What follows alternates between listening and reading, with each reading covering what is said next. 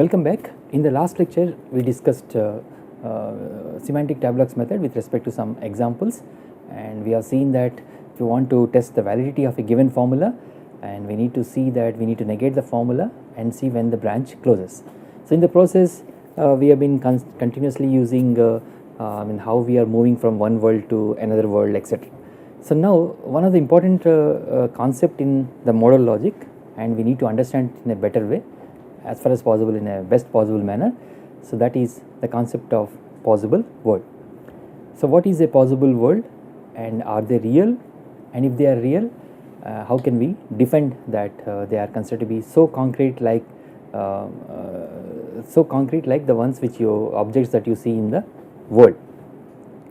So in this lecture we will be focusing our attention on what we mean by possible worlds and what philosophers has to say about the possible worlds, and we will be presenting an important view which is due to David Lewis, and that position is called modal realism. So the talk of possible worlds was already there in the works of Leibniz, when the Leibniz talked about actual world. He is of the view that this actual world is considered to be one of the best possible worlds. This lecture is all about why possible worlds and why what are possible worlds and why they are considered to be important. And you need to note that in the beginning of these lectures, in the historical context, I mentioned that in the classic period, in particular from 1960 to 1972, there was a lot of emphasis on the relational structures. The underlying concept for the relational structure is nothing but the possible world, how these possible worlds are related to each other, and with which you will come to know what kind of constraint that you are imposing on the accessibility relation. Accessibility relation requires the connection between possible worlds. So depending upon that, we said that T holds in reflexive frames and D holds in CDL frames, and some other formulas which holds in S5 kind of frames. So let us begin with what are these possible worlds. So the modal theoretic semantics or the possible world semantics of such modal sentences are given in terms of possible worlds. So we have said in the beginning of this course that we are doing modal logics just because we want to maintain the distinction between possibility of P, necessity of P, and something which is actually the case that P. Classical logic takes care of only what is actually P. Even if you talk about it is necessary that P, it is understood as it is actually the case that P. And possibly, for example, if you say it is possible that it is raining outside, it is also understood as it is actually raining out there. But we maintain this distinction that it is possible that P2, it is actually the case that P, because from whatever is possible, it does not lead to whatever is actually the case. It is possible that ghosts exist is the case, but it does not mean that ghosts actually exist. So there is something called actual world and there is something called as possible world.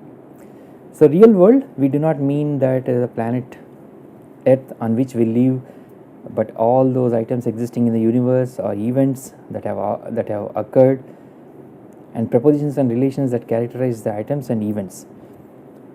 An item is either a physical object or something like a pyramid or tree, or something like empire, state building, etc., moon, tiger, etc., or it can be even an abstract object such as set of prime numbers or something like that we see in the classical logic. So now usually what are these possible worlds? One definition that is given in the literature is that possible worlds are considered to be maximally consistent set of sentences that are said to be true. True means complete. We will talk about that particular kind of definition a little bit later, but let us get back to this thing that how is all this talk about possible worlds needs to be construed. So before that we will be asking these fundamental questions. Does this do these possible worlds really exist, or it's like a fiction or something like that? Are they really concrete, or simply imaginary, fictitious, abstract kind of objects that has nothing to do with our thing? If so, if they are concrete, then what is their nature?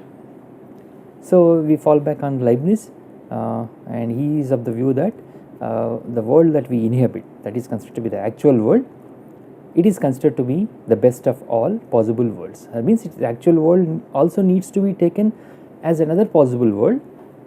After all, we have only possible worlds, but the actual world is one such kind of possible world which is considered to be the best possible world that we are inhabiting. So, in that context, he is talking about necessity of any sentence, modal sentence, means for him something is necessarily true means it is true in all possible worlds including the actual world, and something which is possible, that P means it is true in at least one possible world. The same kind of idea was carried forward, and then since Kripke semantics onwards, we witness some formal framework for these possible words. Interestingly, there is another influential philosopher, David Lewis.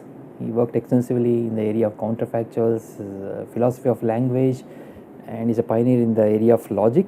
Especially his works on counterfactuals are still considered to be very popular.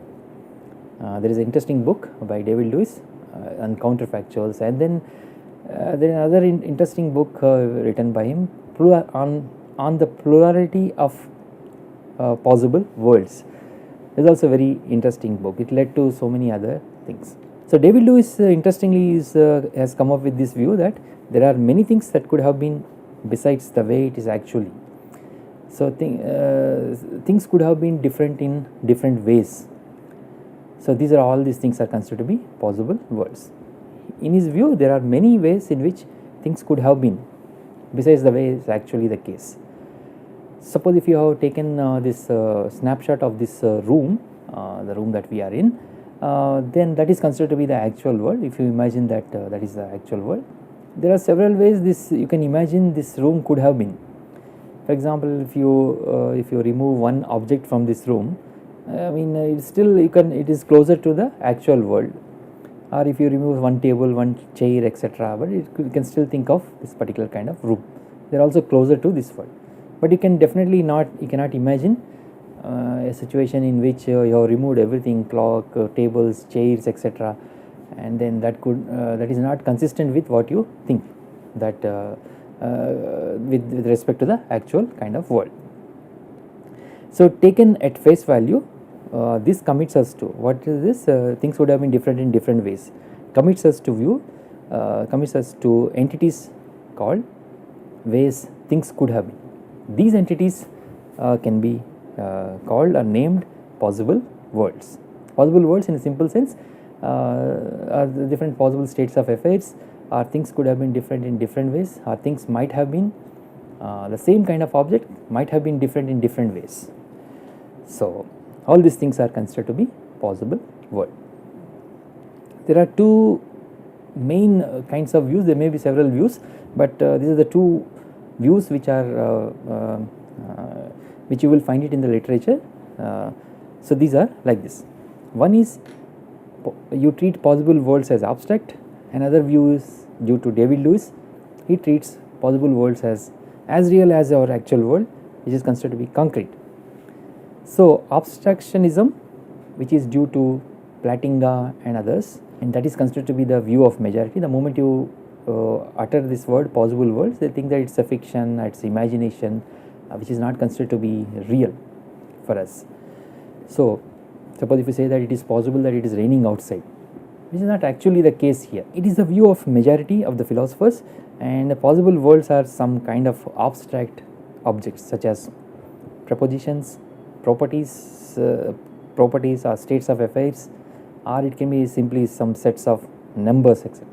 So, that is sets of sets, because since numbers can be reduced to sets, everything can be discussed in terms of the language of set theory. That is what is the view of abstractionism. And there is another view which we are trying to take it, we are falling back on this particular kind of approach, that is concretism. So, this is of the view that possible worlds are considered to be concrete spatio-temporal universes. You can view them in that way, and very much like our own world, and it is causally and spatio-temporally, unfortunately they are considered to be disconnected from each other. So, this can be viewed as this is another view which is called concretism. Now, so we will just explain these two views a little bit later. but we need to ask ourselves why we need to rely on this technical concept possible worlds. So what is leading us to say that something is necessary means it is true in all possible worlds, something is true in one possible, something is possibly true means it is true in only some possible worlds. So understanding claims about possibility, necessity, etc. require possible worlds. For example, if we say it is possible that P, means that there exists some kind of possible world in which your P has to be true, and it is necessary that P means it is true in all possible worlds.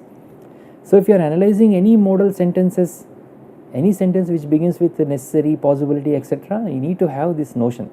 Otherwise things will remain the same thing. It is possible that P, it is necessary that P, and P, they are all same.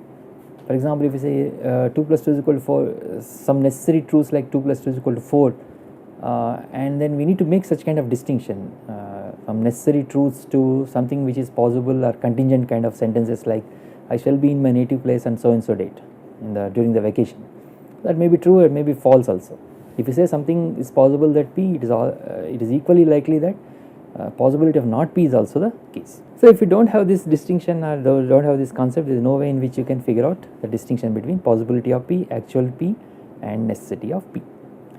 And there are some other complex kind of sentences like this thing again, these are called again these are modal sentences, and these are viewed in a different way. They are viewed as variably strict conditionals. This is the name which is given by David Lewis in his book Counterfactuals. In order to understand counterfactuals, counterfactuals are not considered to be true here. Of course, the antecedent of the counterfactual is always false. For example, if you take this sentence, if kangaroos had no tails, then they would fall over. So this means in the closest possible world, kangaroos had no tails. I mean, you have to imagine a world in which it really happened in that way that they had no tails.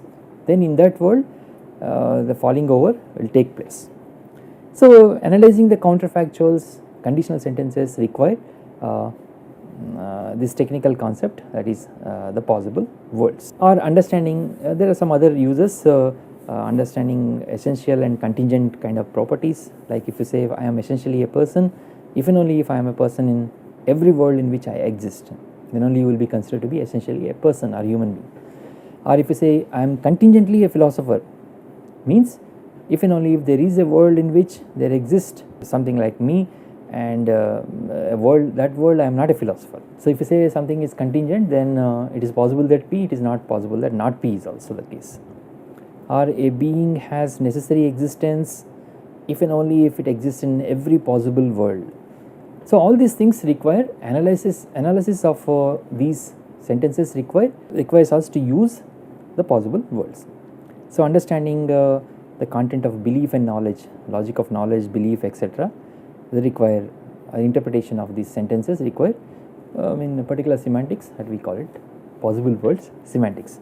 Another thing, there are several uses like this, understanding semantic values, like for example a proposition is considered to be a function from possible worlds to some kind of truth values. Truth values are either T or F values. An intension is considered to be a function from possible worlds to extension. There is a relationship between intention and these possible worlds. So when we talk about propositional logic, we don't take care of these particular kinds of things, that a proposition need not be viewed as a possible world, because there is only one actual world in which we are evaluating the sentences. A proposition is a sentence either true or false. This is a straightforward definition that you come up with in propositional logic. But in the case of modal sentences, it is not that easy. Those intentional logics in particular, a proposition is viewed as a function from possible worlds to truth values, or an intention is considered to be a function from possible worlds to extension. Extension is the one which you are trying to refer to. Or in other cases like understanding properties, etc., you need to invoke these possible worlds. A property is considered to be a set of actual or some kind of possible individuals. So these things we will not discuss much, but all these things require some knowledge of possible world. So now let us get back to the view 2, that is concretism, and this can be viewed as modal realism. Modal realism states that all our possible worlds are considered to be real, and this is the view ascribed to David Lewis. So the talk of possible worlds is, for Lewis in particular, he has gone to such an extent that it is considered to be a literal truth. And Lewis propounded a thesis of modal realism where he is of the view that the world that we inhabit, the entire cosmos of which we are just part of it, is nothing but one of the vast plurality of worlds. There are many worlds in that. This is so happen that this is considered to be the best possible world or cosmos, and all are all causally and spatio-temporally isolated from each other. So we need to bring in these notions, causality and spatio-temporality, etc. So they are all isolated from each other. They are concrete, but there is no connections between these things. Suppose if you say that it is possible that it is raining outside, actually it is not the case that it is raining. You can still talk about that thing. It is possible that someone else is considered to be the Prime Minister of India, but it is the causal connection is not there. Spatio-temporally it is said to be isolated, that those kinds of worlds. There may be several worlds. You can imagine a different Prime Minister, although we do not think about such kind of thing, but we know the facts. That's why we restrict ourselves to the actual world. But even for imagination, you can think of some kind of worlds, but unfortunately they are not causally or spatio-temporally connected to the actual world. So whatever might have happened in our world does happen in one or more of these possible worlds, and these are the worlds in which you can talk about things like donkeys talk, pigs flies. Donkeys and pigs no less real or concrete than the actual donkeys and pigs. So according to this view, modal realism, the actual and the merely possible do not differ in their ontological status. Ontological status remains the same thing for possible worlds and the actual world. So they differ as far as ontology is concerned. It does not make any difference. So they differ only in their relations to us. So merely possible worlds are spatio-temporally and causally inaccessible. Mere possible worlds are like pigs flies, donkeys flies, or pigs float on water, all these things. So we can't get there from our actual world. Somehow they are spatio-temporally isolated to our actual world, but you can still imagine that thing. So if you take a snapshot of this room, there are some worlds in which some are accessible to it, that means they are closer to the actual world, and then there are some worlds which cannot be accessible to this one. You cannot think of a world in which 2 plus 2 is equal to 5 is true. Either it has to be an absurd world, or you cannot imagine a world in which 2 plus 2 is equal to 5 is the case. But still it is considered to be a possible world, but it is remote to us, or it has to be true only in impossible kind of worlds. We are not introducing these impossible worlds here. So David Lewis on possible worlds, he is of this view. He says, to quote David Lewis from the book Plurality of Possible Worlds, I think page number 84, he says this thing: I believe, and so do you, that things could have been different in countless ways. The same kind of object could be different in different ways. Suppose if I say it's a chalk piece, it could have been different in different ways. You can imagine that, for example, if you take this chalk piece to some kind of tribal place, something like that, if you go to a tribal community and ask them what is this, they might view it in a different way. Things could be different in different ways. Or you bring this chalk piece to someone who doesn't know anything about this chalk piece. They have not seen this chalk piece at all, seeing for the first time, and they will view it as some kind of cylindrical object or some piece of white object or something. They may not be viewing the same way that we are viewing, as this is a chalk piece. So he is of the view that things would have been different in different ways. But what does this mean? Ordinary language permits the paraphrase, and there are many ways things could have been besides the way they actually are.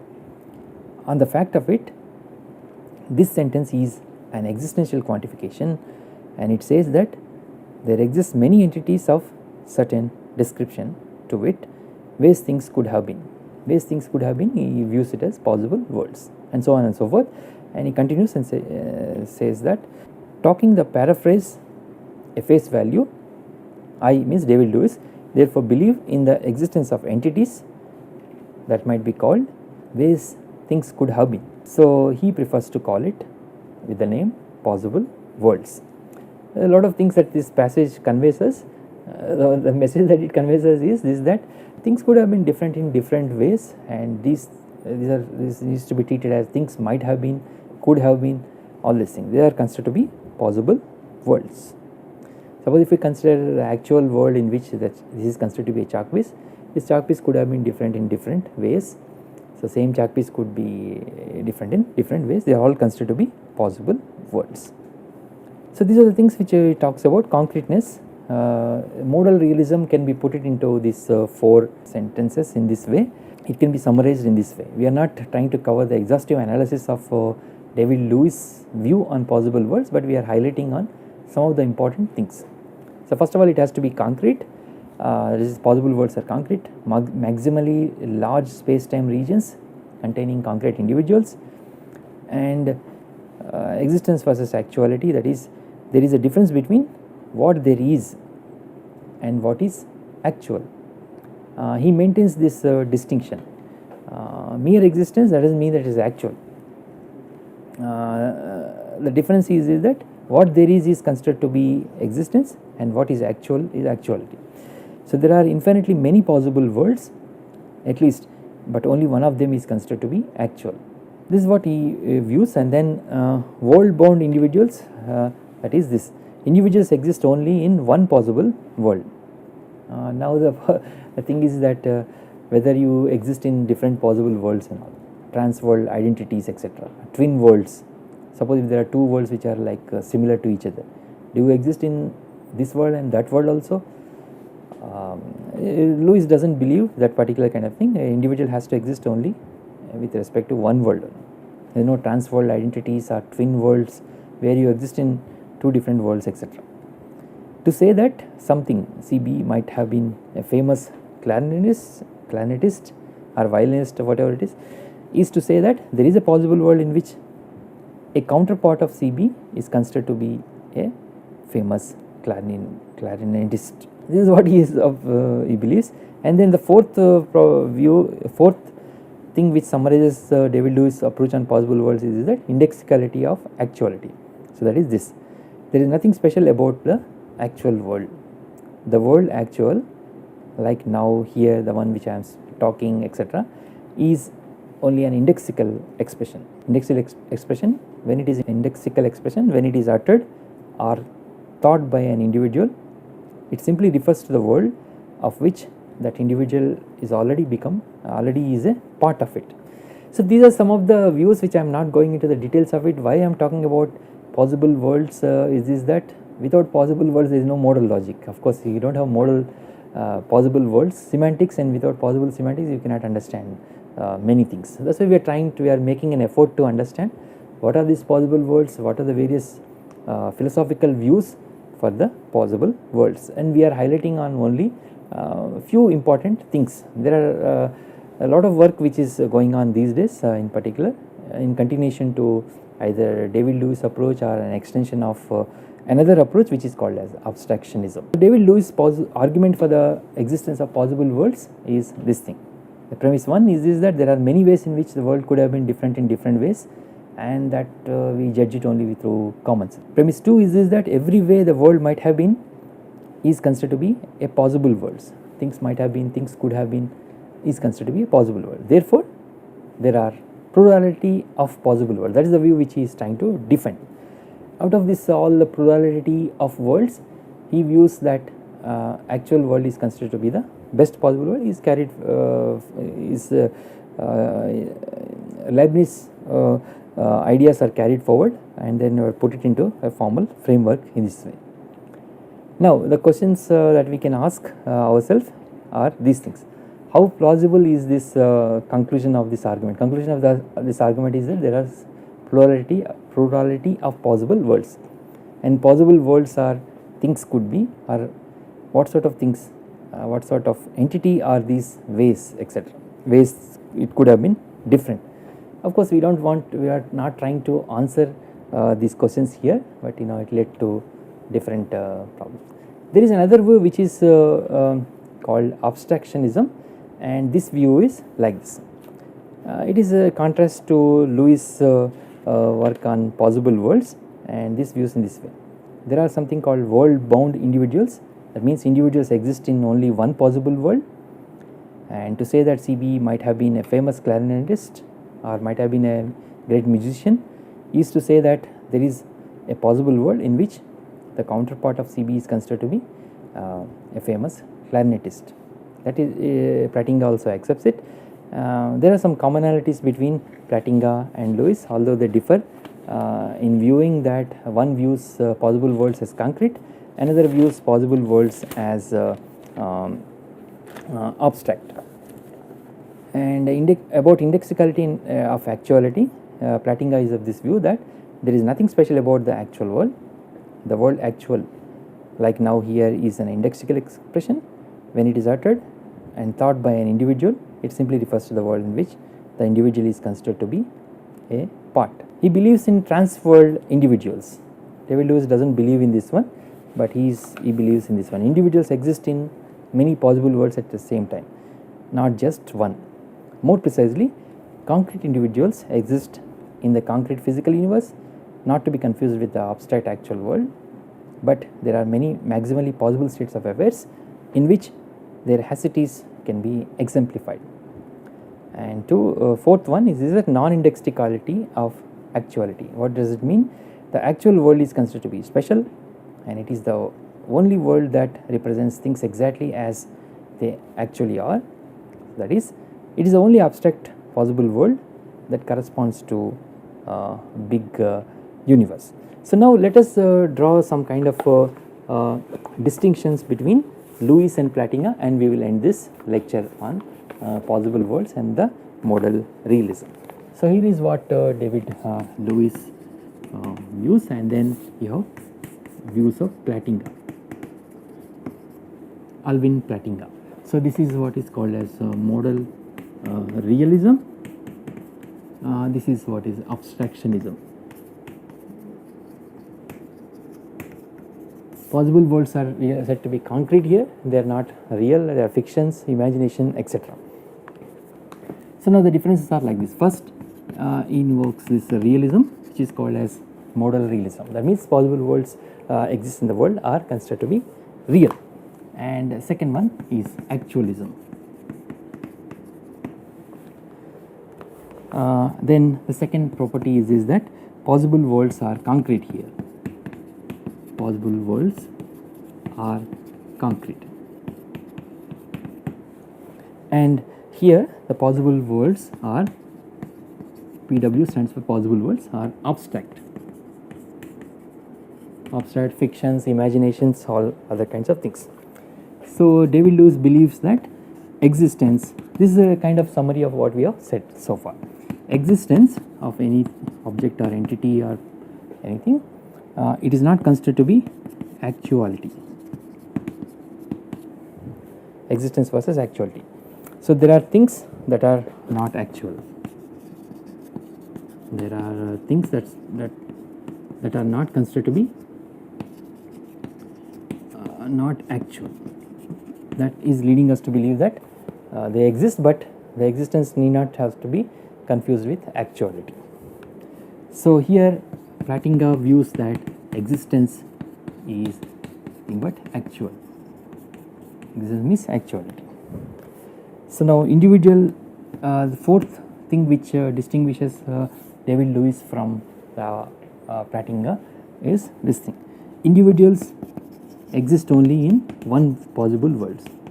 One possible world exist in one possible world. It cannot exist in two possible worlds. They cannot be like trans-world identity. Individuals exist in many worlds. Many worlds.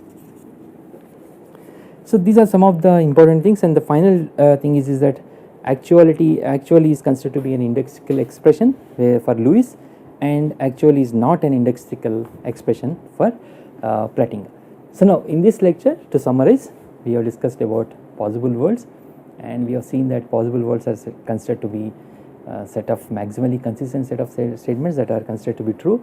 Although we are not giving any formal kind of definition in this lecture, but we are trying to we considered some of the important views of possible worlds, and especially when you deal with various kinds of necessity, etc., we need to bring in the concept of possible worlds. For example, if you say logical necessity, it is different from something called as physical necessity.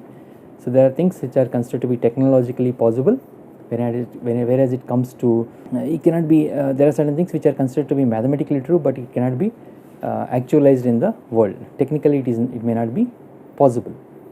Those things which are considered to be technically they may be considered to be technologically impossible. In the same way, when we discuss about nomic necessity, etc., we are talking about a different kind of necessity there. So this is a talk on possible worlds, and for this course we defend this view that possible worlds are as real as possible worlds are considered to be concrete, and we defend the view of David Lewis. I stop here.